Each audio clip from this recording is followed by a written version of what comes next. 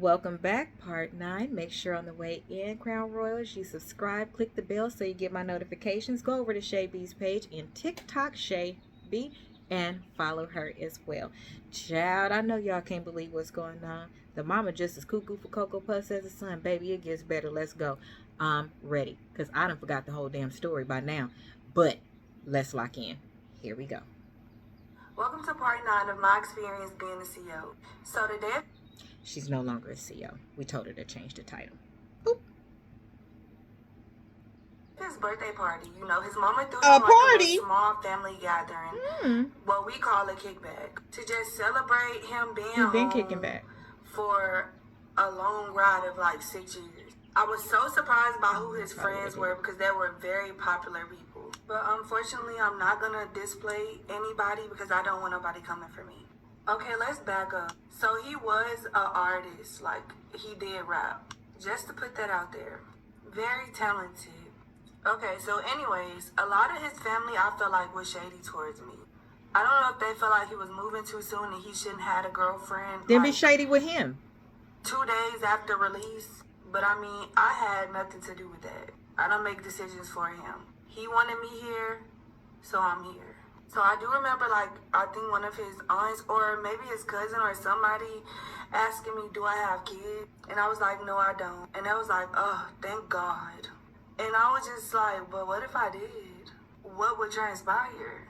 But I quickly understand their reason for asking me that because the last woman that he was with had several kids. And that's one of the reasons why he didn't leave her. So it was a cool vibe, and he introduced me to so many people. And, you know, the night was good. So later that night, you know, he recorded with his friends. You know, they were, like, recording music or whatever. So after that, everybody had left and went home. That next morning, I had to get up and take him to, like, one of his parole meetings or Isn't that where they give you a drug test and test everything in you and all that stuff? So he done had a full-on rave, not knowing what could happen when he ain't even checked in for the first time yet. And what was they gonna do if that girl didn't show up in her car? It's amazing to me how people can't figure nothing out except for how to use somebody to carry on. And that has nothing to do with size, because I think we just saw Portia getting a divorce. We done seen Beyonce fighting in the elevator. Well, her sister, but I'm just saying, Tiana Taylor then has some issues. Jeezy. I mean, we could go on and on. It's a man and woman thing. It has nothing to do with size. Trust me. I have seen people in people's inbox that's 4 times my size, and they getting they shit rocked. That's neither here nor there. Just stop asking stupid ass questions in the comments. Here we go. Probation. I can't remember if he was on probation or parole. Excuse me. But I definitely think it was parole. So anyways, after his meeting, he took me to the hood of Dallas. I'm talking about, baby, the trenches. Dallas is beautiful, like, not gonna lie. But we stayed in the hood areas a lot. Anyways. This is a part of mental health. I promise it is. Why did some of us work so hard so that you know the hood, because that's where our grannies still stay, stuff like that, but you don't know the hood. And the first thing y'all kids want to do is y'all want to be in the hood so bad. Y'all want to be in the hood so bad until some hood shit happen, and then you can't even breathe. They don't eat sushi in the hood, but whatever. Nor do they call Uber, but okay. It's one friend specifically of his that I just really adore. I adore him. Super sweet, super talented, hard as fuck in the music. Like, I really fuck with him. I feel like he was the only genuine friend that I met. And to this day, still chop it up with from time to time. That's what's up. On some music shit. On some But music yeah, y'all, I was just loving the trap life. I was loving the hood life. I was outside. Just young and dumb. So to fast forward, we would go there a lot, and it was just cool to me to see how he interact with his friends. Y'all should have been interacting with job applications. You should have been interacting with grown-up stuff. You party on the weekend. You party on your leisure time. Those are business hours. Carry on. On the other hand, I wasn't a very social person. Like, they had girlfriends or whatever, but, you know, I just kind of like kept to myself. He would try to tell me like, you know, I'm gonna be around these people like a lot, so you need to try to socialize. You need to try to be cool with that girl. You need to do this. You need to do that. Like, don't like be distant. So fast forward, his sister will always come to me and like ask me to use my car. So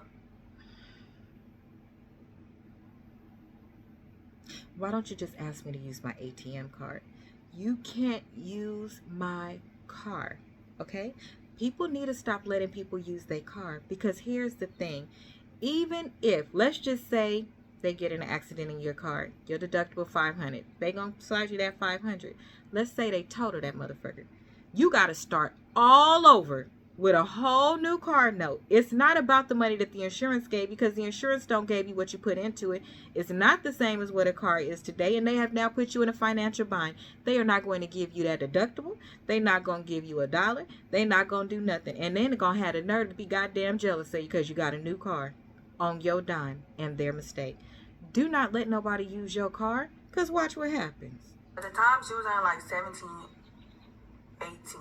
Something like that. And I do believe she had her license, so sometimes I didn't mind. But I just feel like his sister probably was always into something, because one day I let her drive my car. And I know y'all thinking, girl, is you fucking crazy? Like, letting a 16, 17-year-old drive your car, be for real. But like, I was so into like him that I just didn't care. Like, I just didn't care. I remember one day I was asleep and I heard a big bang, like, on my car. So I get outside and my whole side mirror is knocked off and I got a dent in my door. So somebody definitely broke my mirror off, like hit it with a bat or some kind of stick and broke my mirror off. I don't care what nobody say, this was intentional.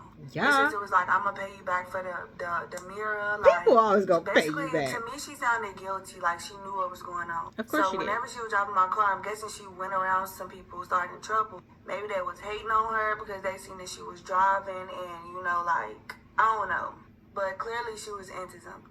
So fast forward, I never ended up getting that mirror fit. I think he tried to like tape it or tie it up with some rope. I don't know. So at this point, I started becoming aggravated. Because not only are my things getting involved in getting fucked up, but you know, like, I'm just not feeling the atmosphere no more. And I was ready to go home. I had a lot of mood changes while I was out there. His mom kept riding my ass about getting a job. And which I understand, you know what I mean? Like, Did you discuss that before she moved in? Are you as hard on your son? Are you asking him, is he getting a job? Did you ask him why he moved her in?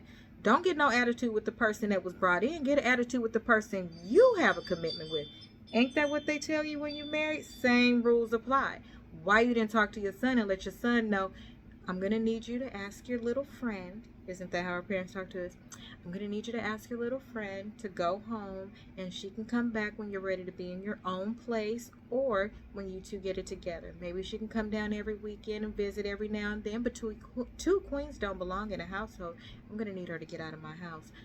Or you could say to yourself, I'm a user and I'm going to keep riding it out because, you know, my daughter did mess up her car and I didn't try to fix it at all as the adult of the home and the mother. Interesting. And I need whatever she's bringing into this household, so I'm going to help her try to get a job. I mean, there's other ways you could have done it, but not when you're a user and a little Evelina and, you know, your son ain't shit. Probably scared to tell him to do something, huh? Your house, I get it. But it's like his mom didn't move me in on the strength of, like, I like you, I want to get to know you, and I want to make my son happy. But she moved me in for another stream of income to help pay her bills, which goes without saying anyways, because if I'm here, I'm going to help with something. Like, I don't expect to just be here as a free handout, like, living under your roof without helping you with anything. But I don't know why it was so hard for me to find a job, but it was. But eventually I ended up finding one at like a warehouse. I don't remember what warehouse. I think it was like Target or something like that. He would like take me to work and drop me off. So you don't have any job. You don't have anywhere to go. I can't afford to put gas in my car for your travels and troubles. I can't afford for another thing to be broken on my car. I can't afford, did I say gas? Oil change, mileage. I can't afford any of those things. Remember, this car is still new and it's already looking like it it's been on National Lampoon's Vacation. I personally, you can't drive my car. I personally, you can't drop me off at work because you're not going to work. You're not a contributor. You're not a contributor. You don't get to enjoy the fruits of my labor and my hard work. You will not take me to work. The only way you will take me to work is if I'm too tired to drive. How about that? But you won't be out in my car living your best life in the hood with potential bullet holes in my car. Come back looking like Johnson Vacation. No, thank you. So the whole time he would have my car, like while I'm at work, and I'm like really nervous because I don't think he has a license. I don't know where he's at or what he's doing. And we were so unstable that job didn't last long at all for me. I literally probably worked there for like a month, if that. So I remember my mama and his mom having a conversation, and my mom always explained. Oh, now they want to have conversation. To her, like, thank you for letting my daughter stay there. I don't agree for her to stay there, but as long as she's safe and as long as you have good intentions towards her, I feel like I could be able to trust you. She was on the phone being so nice to my mama, like, oh yeah, she's such a sweet girl, like so and so. My boyfriend at the time he's so happy to have her here and blase blase. Looking back, that shit was so fake. And my mama was like, if you're not working, I'ma send you money every week, every Friday, for you and to help her. But when you get a job, let me know so that I can start back saving my own money. So this is why I want to just thank God for my mama, because literally my mama is the reason why I ate. My mama is the reason why I had what I had. She told me to come back home and I just didn't want to. That's why I chose to live in my car with him, trying to prove to him, like, I'm here for you. You know what I mean? Your mama kicked you out, she kicked us out. I'm here for you. If we gotta stay in this car till we figure it out, that's what we gonna do. We don't have to stay in the car. Young ladies, young men, go back home. It is nothing wrong with him being where he was and her going back home until you built your foundation properly, and then you come together and you have something and you move in as two adults. That to me is a part of mental health, because something isn't clicking in your brain to have your overarching goal be how else can I say it, to be your most important priority, to be safety. You're in a car with a black male, that is a felon. Not that he would do anything wrong. I'm saying that we are brown. We're a target wherever we go. So why add that additional layer of being inside of your car when you shouldn't be, and give the police a reason to ever have to talk to you or to be outside and be an open target? Go home and then get it together and live together better. Start building your foundation. There is something missing in all of us, and the reason why we do certain things, aside from the things we don't see because it's not clear to us because we don't behave that way, but providing for ourselves and things like that, and coming up with a better plan on how to do things, and identifying that the person you're with is not a partner. They never have intentions or contributions to your plan. Those are normal foundational things that we would be upset at our parents for, a friend for, anything like that. But when it comes to the opposite sex, women often have a sweet spot. And it's not even all the time that they just want a man. It's that they feel sorry for somebody, or they put others above them. And nowhere in the Bible does it say to do that. I heard earlier a story about somebody who is going through something, and they're not mad at the person that did it to him, which is their child's father. And it was, well, I don't want to block my blessings. That's not going to block your blessings if you're upset with somebody and you no longer want to continue a particular relationship with them, or you want to set boundaries just because it doesn't make them feel good. I could feel any way I want to, and you'll never know if that's the truth. I could tell you that you hurt my feelings, you make me so upset, and it ties back to this, and that's why you should do this. But I never talked about what I could do to get over that thing, or to fix that thing, or what my contribution is. Those are manipulation tactics, especially when there's no solution on that person's part. Don't be outside for no reason. don't be stuck in a situation for no reason. You don't have to end it all. You just got to fix it so you can move forward better. That's my PSA. So my mama would send me money, and I would give some of the money that she sent me to my boyfriend's mom. And y'all, I wasn't even there for a month before she already started expecting something from me. When my mama sent me some money, I was only able to give her probably like $100. And I'm guessing that wasn't enough for her, because next thing I know, I'm coming in the house and I hear her spazzing out on the phone with somebody about me.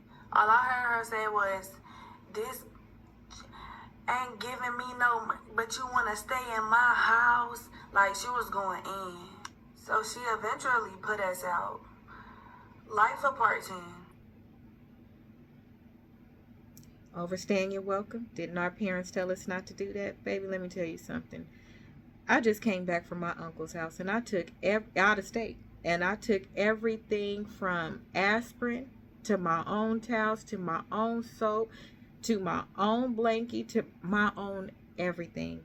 Rented a car, did all of that. Did I need to do those things? No, I didn't. It's my uncle. Did I do it because that's how I was raised and that's how I was taught, that you're never supposed to be a hindrance on someone? And not all the time do you use what you have. Hell, I don't think I ever used the towel for the pool. However, you show up with it because it's a matter of respect. It's a matter of decorum. It's a matter of making sure that you're always capable of taking care of yourself. In the event of an emergency, anything could happen. You have the ability to take care of yourself, and you are a contributor. So at the very least, you're not adding to a situation, right? And you contribute. You never walk in empty-handed. Those are things that are off top. After you met this woman and she didn't even have the decorum, the wherewithal to know that in walking in a home, you greet the elder first, you knew then she wasn't a proper elder. Because how you was raised, remember I told y'all she was raised right. How you was raised, you knew that the proper thing was to address that woman first. That's her house. Even aside from her being your elder, that's her house. That's what you were supposed to do. And neither one of those cluckheads knew that. Child, let's move on to number 10, because now they done got put out and they sleep in her cute car that was new, but now it got the mirror hanging off with scotch tape wrapped around it and a shoestring, like going to the rear view mirror to kind of loop it in,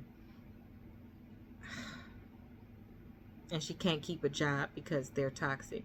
Did y'all catch that? She can't keep a job because that it didn't last long, only a month. Okay, let's follow along. On to number 10. Subscribe, click the bell, and we'll see you in the next one. We should all write a book.